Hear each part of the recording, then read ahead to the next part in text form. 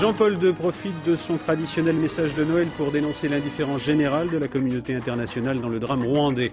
À Francfort, la célébration de Noël est endeuillée par une femme supposée déséquilibrée qui fait exploser 2 grenades dans un temple. Cet acte désespéré a fait 3 morts et 13 blessés.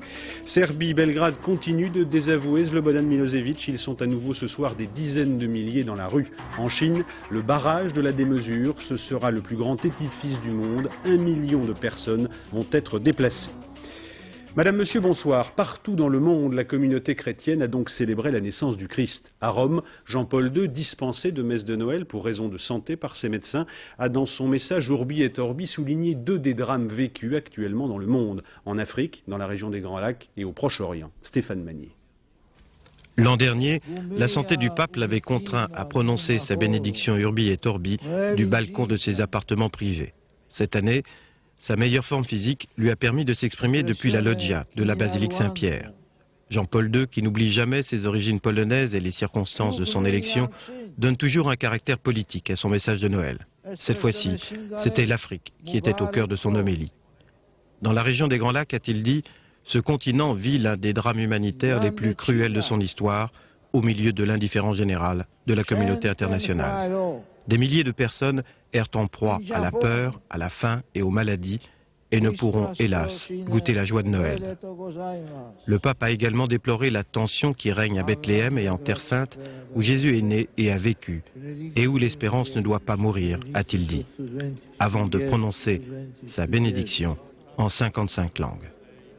Bonne et heureuse fête de Noël, que le Christ Sauveur vous donne la joie de la paix.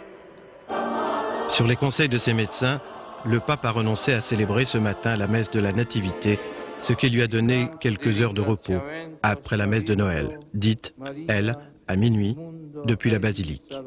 Une messe retransmise à la télévision dans 52 pays pour plus d'1 demi-milliard de chrétiens. Au Proche-Orient, les discussions sur la ville d'Hébron ont repris entre négociateurs israéliens et palestiniens de part et d'autre. On réaffirme qu'on est proche d'un accord. La nuit dernière, à Bethléem, dans l'église de la Nativité, en présence de Yasser Arafat et de son épouse, avait été célébrée la messe de minuit. Le patriarche latin de Jérusalem y a évoqué, je cite, les souffrances connues par la Terre Sainte. Charles Anderlin.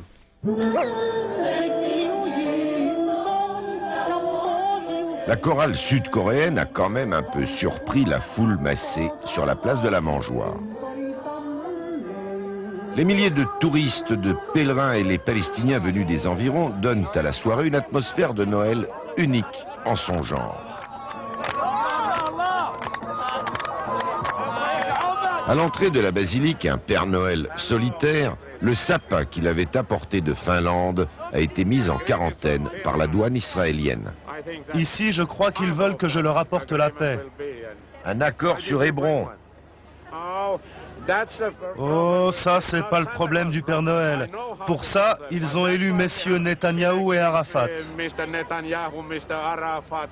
Yasser Arafat, justement, a assisté à la messe de minuit. Noël est aussi une fête nationale palestinienne.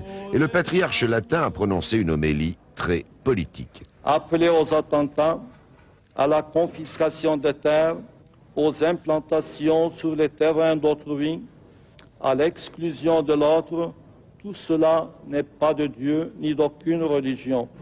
Après la messe, Yasser Arafat a déclaré aux pèlerins: prions pour le prince de la paix, pour qu'il nous aide durant cette période sensible afin d'établir une véritable paix sur la Terre Sainte. Aujourd'hui, Bethléem a retrouvé son visage habituel. Le Père Noël est toujours là, sans son arbre. Il continue d'expliquer à qui veut l'entendre que la paix, ce n'est pas son affaire. En France, une fidèle de la petite église d'Eugénie-les-Bains dans les Landes a eu beau dire que la présence d'un homme célèbre dans l'église qu'elle fréquente était anecdotique. Il n'empêche, en assistant à la messe dans cette ville où Jacques Chirac passe quelques jours de vacances, le couple présidentiel a attiré du monde. L'église était un peu petite. À l'issue de la cérémonie et sous la pluie, le président et son épouse ont eu droit à un bain de foule. La fête traditionnelle, bien sûr, pour la majorité, mais pour d'autres de plus en plus nombreux, si l'on en croit la statistique, il y a eu des réveillons parenthèses pour oublier quelques heures la précarité ou la solitude. De nombreuses opérations de solidarité ont été organisées dans toute la France ces dernières 48 heures pour essayer d'alléger le quotidien des exclus. Parmi celles-ci, on pourra retenir celle mise au point par le Secours catholique sur la Seine, à Paris. Vincent de Guyenne, Régis Maté. Certains ont de beaux habits, d'autres pas, qu'importe, embarquement immédiat.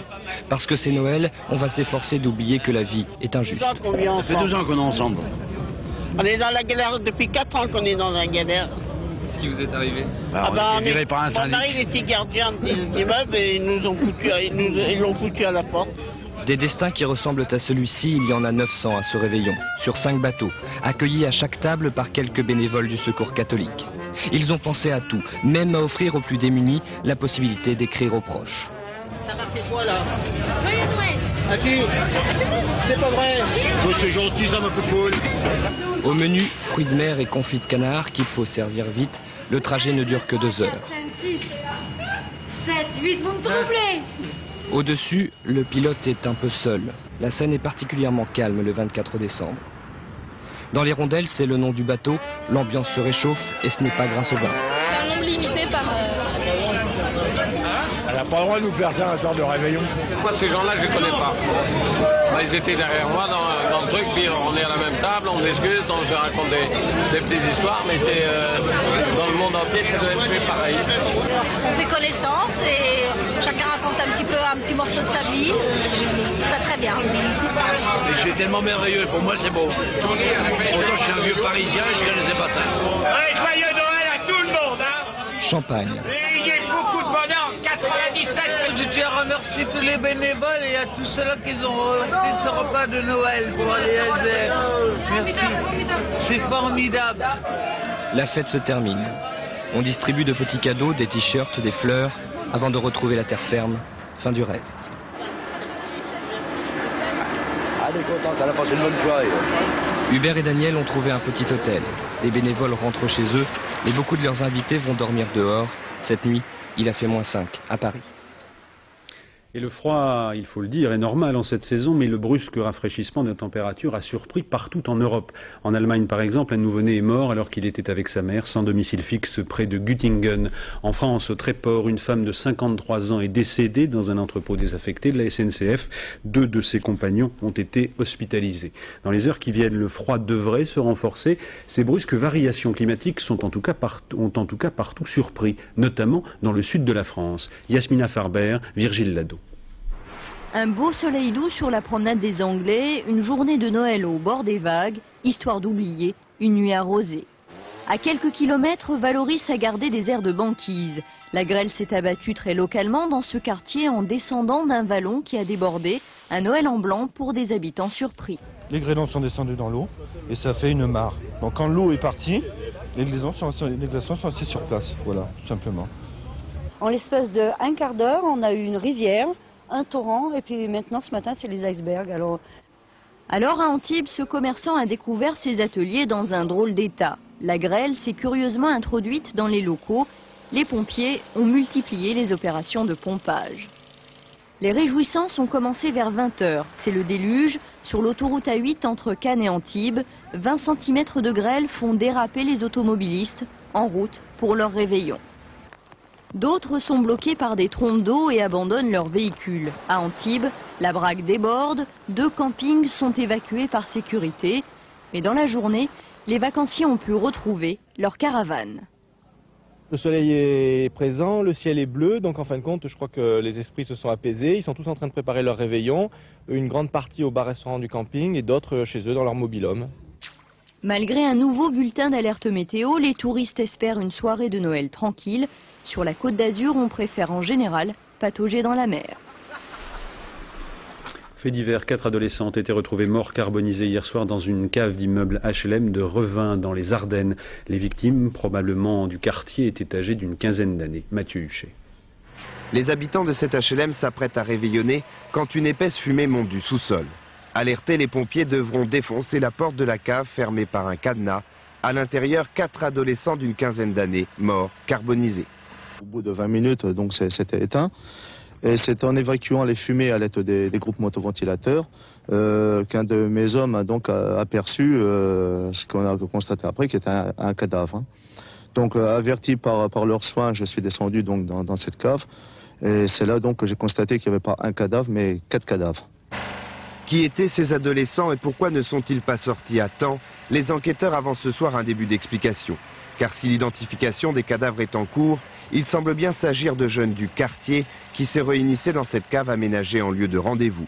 Pour preuve, des vélos et un canapé retrouvés brûlés et qui pourraient être la cause du drame.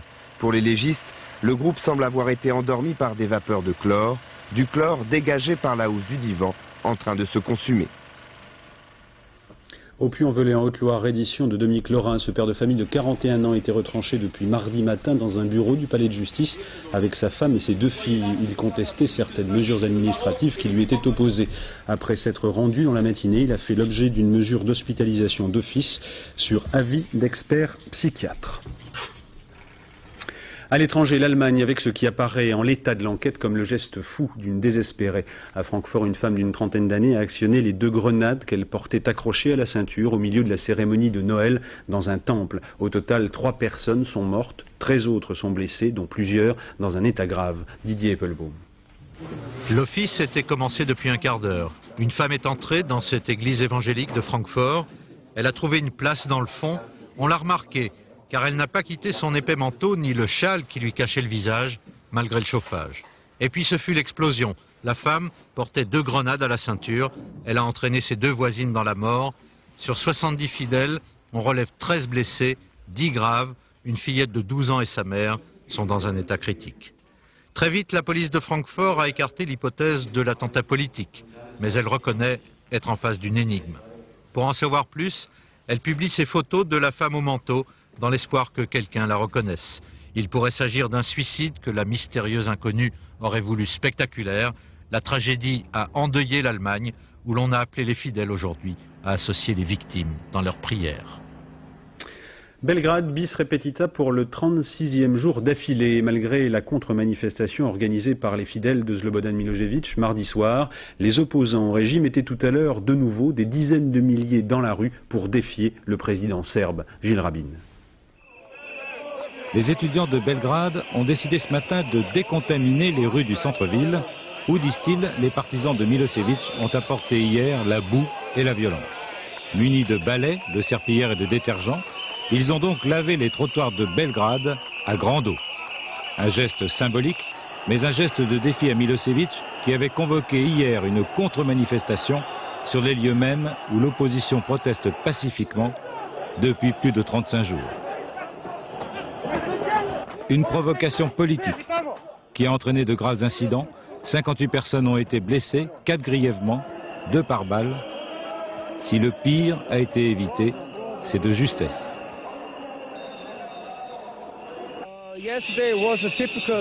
Hier, c'était l'exemple typique d'un régime communiste qui, pour survivre, essaye de provoquer une guerre civile. La manœuvre a échoué. Les partisans du président serbe étaient hier un peu plus de 50 000, les opposants plus de 200 000.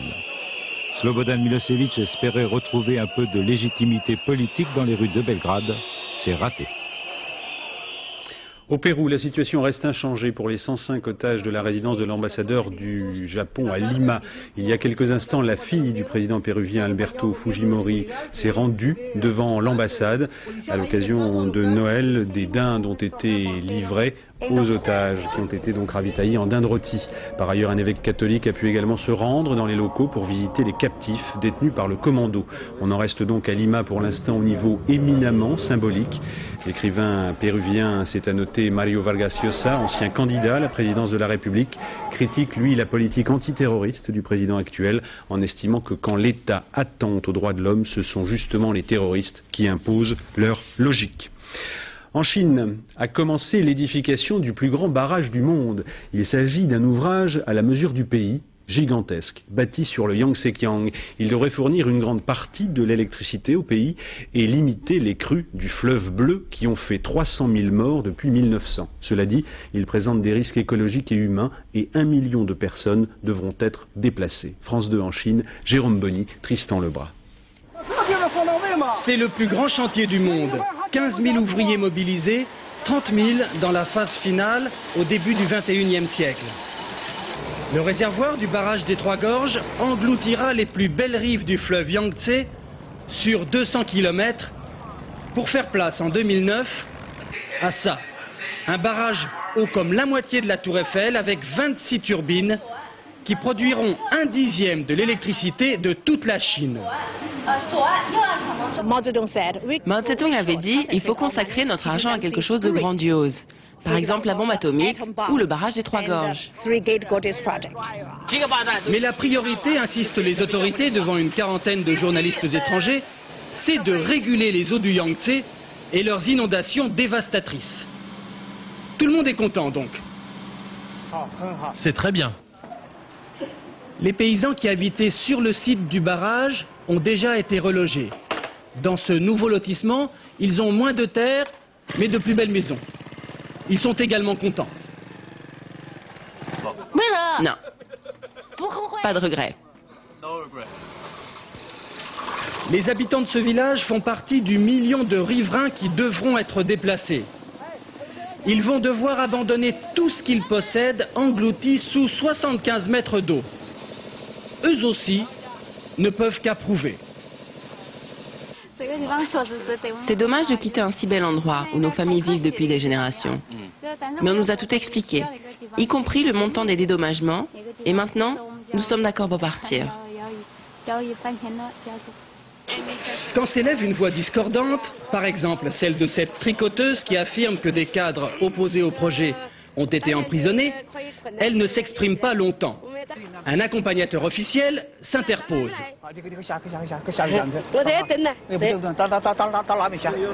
Allez, allez, va-t'en. Éloigne-toi. Certains experts sont sceptiques sur l'impact géologique du futur réservoir, sur les glissements de terrain ou la sédimentation qui pourrait nuire au fonctionnement des turbines.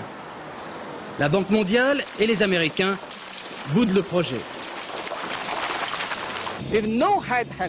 Même sans haute technologie, nous ferons ce barrage. Vous le ferez de toute façon? Nous sommes parfaitement en mesure de construire ce genre de barrage. Il n'y a pas de problème. Ça dépend de nous, de notre propre pays. Ce grand projet est aussi un grand point d'interrogation, mais la machine est lancée. Les critiques sont devenues politiquement incorrectes. La détermination chinoise. Écologie, suite et en France, l'Agence pour l'environnement a commencé les travaux de déblaiement d'une usine de déchets toxiques de Taverny dans le Val d'Oise, fermée depuis 2 ans. L'entreprise a été fermée pour faillite. C'est l'État qui, grâce à l'utilisation de la taxe sur l'élimination des déchets industriels, prend en charge l'évacuation des fûts dangereux. Une enquête est en cours pour déterminer si la plus grande réserve d'eau de la région parisienne, située en sous-sol, est menacée de pollution. Mathieu Huchet, Hervé Pozzo. Casque, combinaison et lunettes de protection, le simple chargement de ces fûts à l'abandon depuis maintenant 2 ans nécessite un maximum de sécurité. À l'intérieur des solvants, de l'acide, des détergents qu'il a fallu analyser et répertorier minutieusement dans un laboratoire installé directement sur le site.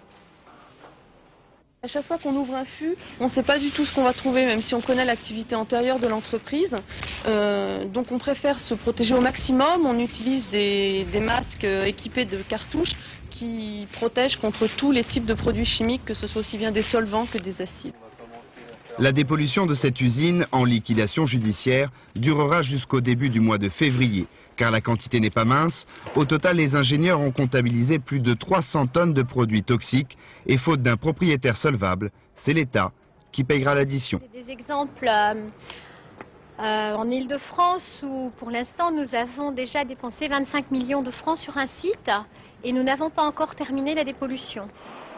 Après de longs mois d'attente, la municipalité est satisfaite, même si une angoisse de taille demeure. En dessous de cette usine se trouve une importante nappe phréatique et beaucoup redoutent d'éventuelles infiltrations. Parce qu'on peut penser aussi que si une entreprise veut se réinstaller sur le site, il faudra qu'on soit clair sur la qualité du sous-sol et sur la qualité de la nappe phréatique qui, on le sait maintenant, est attaquée. Pour l'instant, aucune étude ne le prouve, mais la menace ne doit pas être négligée. Cette nappe alimente en eau potable l'ensemble du département du Val d'Oise. Étrange histoire de vandalisme à Toulouse. Depuis 2 mois, un inconnu détériore les espaces verts de la ville la nuit. Il scie les arbres, près de 200 au total, une dégradation écologique estimée à 1 million de francs. Muriel Lassaga, Olivier Combes. Est-ce le fait d'un scieur fou ou celui d'un gang anti-écolo? Quoi qu'il en soit, le dernier massacre s'est passé ici, il y a quelques jours, dans ce cimetière de Toulouse. Une vingtaine de chênes verts abattus en une seule nuit et encore suspendus à leur tuteur, de véritables potences. C'est quelqu'un qui, au moins, veut marquer son passage, puisque sur toute la ville, on a ce type de destruction, dans des parcs municipaux, loin de toute habitation. Comme ici, dans cette zone de loisirs où 75 arbres ont été sciés en une nuit. Chaque pieu signale un arbre coupé. Une chose est sûre, il ne s'agit pas là d'un massacre à la tronçonneuse, beaucoup trop bruyante. Je sais pas ce que c'est. C'est une scie. Je sais pas. Mais enfin, c'est une aventure très fine, ça c'est tout ce qu'on peut savoir. Maintenant, ce que c'est, je ne sais pas. Maintenant, s'il est tout seul, il est vaillant, parce qu'en une nuit, en détruire 75, il est vaillant. Hein. Couper les arbres, c'est une tristesse absolue. C'est des désœuvrés. Ces gens-là, c'est pas possible. Ils sont pas normaux. Pourquoi un tel geste, puisque l'individu laisse ses proies sur place? Son champ d'action est toujours le même, les espaces verts de la mairie. Une enquête a été ouverte. Pour les services municipaux, l'affaire devient préoccupante. En 2 mois, près de 200 arbres ont été abattus et l'addition s'élève déjà à 1 million de francs. Autre chose, la voix, quand elle est utilisée au mieux de sa nature et de sa possibilité, est sans doute l'un des plus beaux outils mis à la disposition de l'homme. Démonstration par ce reportage de Vincent de Guyenne et Raymond Chaplard. Ils se sont rendus en Moselle pour rencontrer des choristes qui perpétuent une tradition de plus d'1 siècle. L'enquête de cette édition est intitulée « Un chœur d'hommes ».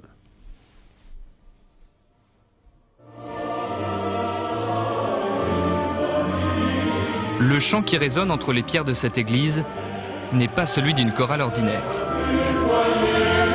C'est un chœur d'hommes, le plus ancien de Lorraine.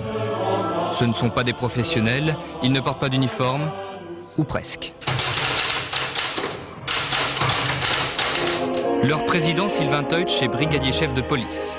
Mais parmi la quarantaine de choristes, on compte aussi des commerçants, des enseignants, des retraités. Et parce que nous sommes en Moselle, des mineurs comme Victor Bison. Amateur, mais accompagné d'un orchestre symphonique professionnel, le chœur d'hommes de Hombourg-Haut vient d'enregistrer son 3e disque.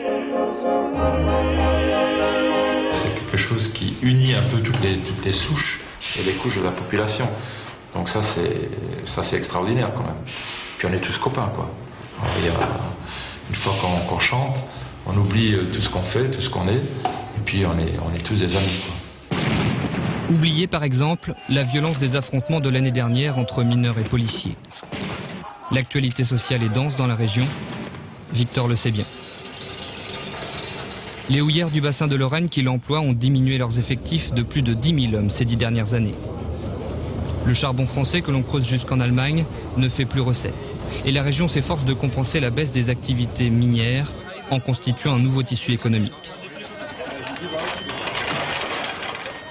Ce n'est pourtant pas pour oublier les soucis que Victor chante. C'est l'amour du chant, une passion que j'ai depuis tout jeune. Bon, je chantais déjà dans un chœur d'église. Et puis, j'ai découvert, il y a une dizaine d'années, j'ai découvert le chœur d'homme lors d'un concert. Et puis, ça m'a bien plu, j'ai accroché. Et depuis, il contribue à faire vivre une société chorale vieille de 131 ans. Formée en 1865 par les employés des Forges Gouvy, avec le soutien moral et matériel de la famille propriétaire des lieux. Henriette, l'épouse du directeur, était en quelque sorte la marraine. Le parrain était son beau-frère Théodore Gouvy, compositeur. Il était apprécié des plus grands comme Berlioz, mais on a fini par l'oublier. Même le chœur d'homme, qui le redécouvre à peine. Peut-être a-t-il commis l'erreur de rester dans cette maison de Hombourg-Haut, dans cette partie de la France où les frontières étaient instables. S'il était connu et reconnu de son vivant, surtout en France et en Allemagne, après sa mort, malheureusement, aucun de ces deux pays ne l'a revendiqué. Pour les uns, il était le français, pour les autres, c'était l'allemand. Malgré la disparition du compositeur, Malgré la fermeture des usines Gouvy et celle des mines, malgré la guerre, le chœur de Hombourg-Haut est l'un des rares à continuer de battre et perpétue la tradition du chant choral à 4 voix d'hommes. Nous, on tient absolument à rester un chœur d'hommes. Et puis bon, on est attaché à ce chœur d'hommes et on se donne beaucoup de mal pour qu'il continue à vivre très longtemps. Il est prévu qu'en 2005, on ferme définitivement les derniers puits de mines de la région. Il est prévu aussi que des hommes ouvrent grand la bouche pour chanter de plus belle. De tout cœur. La France reste la destination touristique la plus prisée au monde, même si elle est aujourd'hui talonnée par l'Espagne et les États-Unis. C'est l'une des raisons pour lesquelles la clientèle étrangère représente aujourd'hui la moitié des lits dans les grandes stations de sport d'hiver. Reportage à l'Alpe d'Huez de Valérie Astruc et Axel Charles Messens. Bonjour. Depuis 6 ans, Makoto exerce ses fonctions de moniteur dans la station. Quand des groupes de Japonais arrivent, c'est lui le préposé au cours de ski. Alors, on va faire un virage vers l'amont pour apprendre à contrôler sa vitesse. Moi, je fais la démonstration et vous me suivez. Cette semaine, une vingtaine de Japonais ont fait appel à ses services. Le groupe est arrivé samedi, accompagné d'un interprète et d'un tour opérateur. Première prise de contact avec le ski français. La nature de France est beaucoup plus jolie qu'au Japon. Les stations de ski françaises sont vraiment superbes et c'est pour ça qu'on vient ici. Danois, Italiens, Anglais, tous sont unanimes pour faire l'éloge du domaine skiable français, mais une réserve subsiste, l'accueil. Les Français feraient bien de connaître un peu l'anglais, ça nous permettrait de mieux communiquer. Do you speak English? Yes, I do.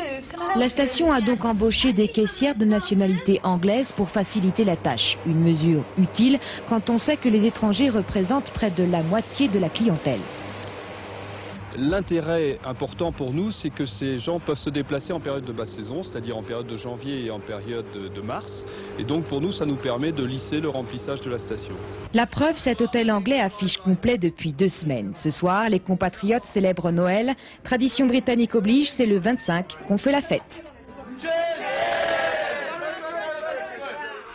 20h50 sur France 2, les voyages de Gulliver. Au-delà de l'autopromotion, de quoi s'arrêter. Il s'agit d'une adaptation de l'œuvre de Jonathan Swift pour la première fois dans son intégralité. Ce film a été réalisé pour la télévision avec la démesure des moyens américains du cinéma. Et la surprise de trouver au résultat une mise en image très juste d'un texte qui en 1726 dénonçait au travers des pérégrinations de Lemuel Gulliver ce que le monde additionne de méchanceté, de bêtises et d'ignorance. Thierry. Il est un peu encombrant, mais il est charmant. Et gourmand. Quelqu'un sait-il comment le nommer? Homme montagne est le terme qui s'impose, Votre Majesté. Gulliver. Pour la première fois, l'intégrale de l'œuvre de Jonathan Swift, parue en 1726, est portée à l'écran. De retour chez lui, Gulliver raconte son voyage au pays des géants et dans l'empire de Lilliput, où il n'est pas passé inaperçu. Autour de lui, d'autres géants, Peter O'Toole, John Gielgud, Omar Sharif, Ted Danson, Geraldine Chaplin, et une cascade d'effets spéciaux aussi extraordinaires que l'histoire elle-même. Happy Harvest Day, Squirt. La chose la plus compliquée que l'on ait eu à faire, c'est la guêpe, pour qu'elle ressemble à la réalité. Parce que c'était le principe du film, tout, absolument tout, devait être réel. Or, rien de ce qui était créé techniquement ne parvenait à indiquer l'agressivité d'une guêpe autour d'un visage.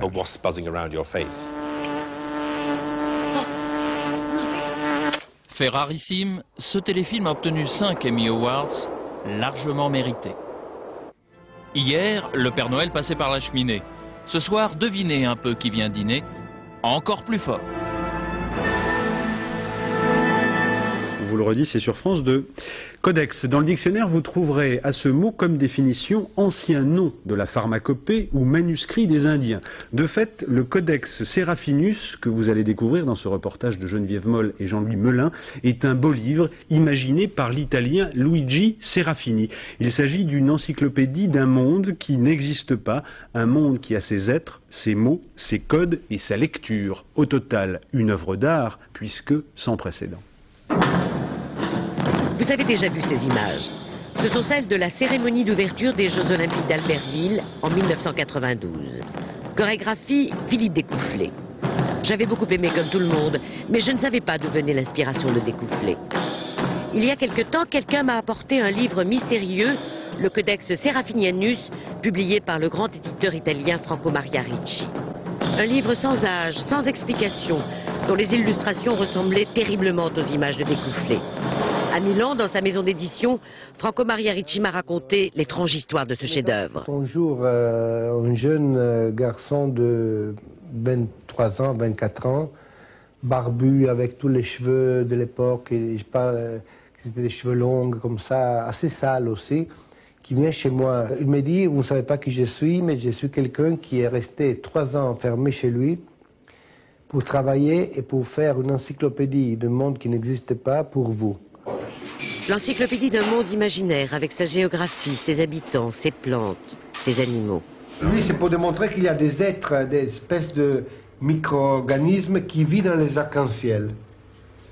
C'est-à-dire, ils sont eux qui donnent la couleur aux arcs-en-ciel. C'est-à-dire, l'arc-en-ciel est colorié parce qu'il y a des bêtes coloriées qui sont dedans, non?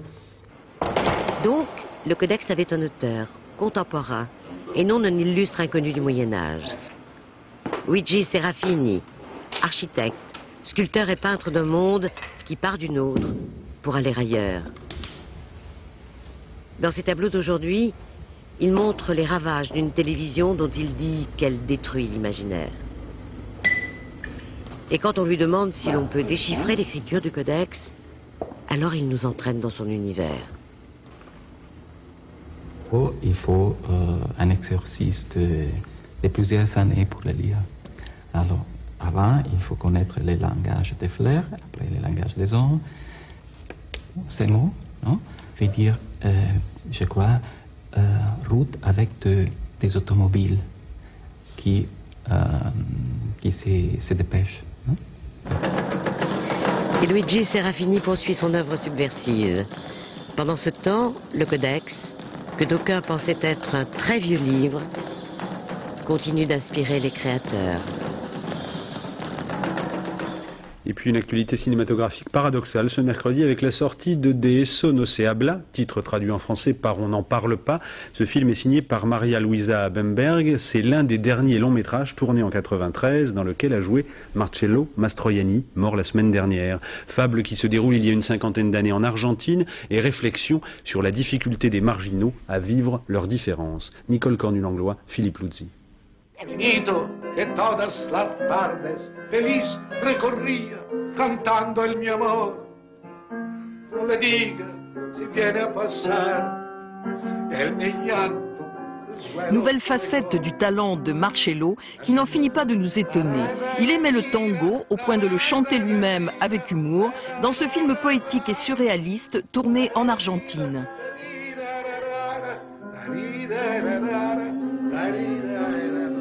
Musique populaire que fredonne aujourd'hui la Margarita du Faust argentin de Alfredo Arias, Aïdé Alba. Ma musique, c'est le tango. Et quand il y a des gens qui aiment son âme, qui aiment comme je sens que lui sentait le tango quand il chantait, vraiment, je pense qu'il a pris notre musique avec un respect et avec un amour et que vraiment, on se sent vraiment très touché. Et on remercie beaucoup pour cet cadeau. Cadeau, oui, cette fable étrange sur la différence. Une naine séduit un riche et mystérieux célibataire. Fou de passion, il l'épouse à la surprise de tous les bourgeois du village. Come dice il tango, doña Eleonora, en mi vida tuve muchas, muchas minas, pero nunca una mujer. Entre rêve et réalité, une naine, écuyère radieuse sur un cheval blanc, ce symbole de la marginalité entre bien dans l'imaginaire de ce comédien épris d'anticonformisme. Dernier coup d'œil à ce Noël 1996 avec ceux qui travaillent un jour férié. Cette balade parisienne de l'embauche est signée par Frédéric Crottin et Jacques Grégor. Ça vous fait pas un peu mal au cœur de travailler le jour de Noël? Oh mais je suis dégoûtée. Je suis dégoûtée, mais surtout que je vais rien faire quoi. J'ai fait 6 francs là, je suis heureuse, c'est bien. Pas contents, mais pas contents du tout, les travailleurs de Noël. Ils ont un peu le sentiment d'être les dindons de la farce. On est obligé, hein. Le patron il nous mutile, on est obligé d'être là le jour de Noël et le jour de l'an. Eh bien oui, Père Noël, moi je vous le dis, c'est pas un cadeau de travailler aujourd'hui. Remarquez, quitte à choisir, vaut mieux choisir. Avec, c'est un choix dans la vie. C'est un choix qu'on fait. Et les affaires ont l'air d'aller bien là aujourd'hui? Non, non, c'est comme ça marche toujours bien. Mais c'est un choix. Quand on a décidé de faire marchand de journaux, on s'assoit dessus. C'est un choix. Bon, a priori, ça m'a tout l'air d'être un choix. Dans la série de ceux qui n'ont pas le choix, Madame a décidé de faire une croix sur la fête. Tant pis, on la fait pas. On n'est pas malade, on grossit pas. Veine de vin. En 20 ans de métier à l'hôpital Necker, c'est la première fois que Christine travaille le jour de Noël. En ce jour très particulier, elle s'occupe autant des enfants que des parents. Les parents sont perturbés. Ils aimeraient bien être chez eux avec leur bébé. C'est des rapports différents, quoi. Des rapports différents, oui. Vous gagnez combien en plus? Une petite prime de 90 francs. Royal, un dernier détour du côté de la station Mir. John Blah, l'astronaute américain, est sans doute le champion toute catégorie des heures supplémentaires. Plus de 3 mois qu'il est là-haut et privé de bûche. Et ça fait quand même 3 mois que les cadeaux étaient enfermés dans la navette, je suppose, en tout cas en orbite. Merci de nous avoir suivis. C'est la fin de cette édition. Dans un instant, la météo avec Patrice Drevet. Attention au froid, mais il y aura également triste compensation du soleil. 0h05, l'édition de la nuit présentée ce soir par Bruno Roger Petit. Demain, dans les 4 vérités, à 7h50, dans Télématin, Rémi Roche recevra Marie Holzmann, co-auteur avec Noël Mamère du livre Chine, on ne bâillonne pas la lumière. 13h, Laurence Piquet. Bonne soirée sur France 2. À demain, 20h.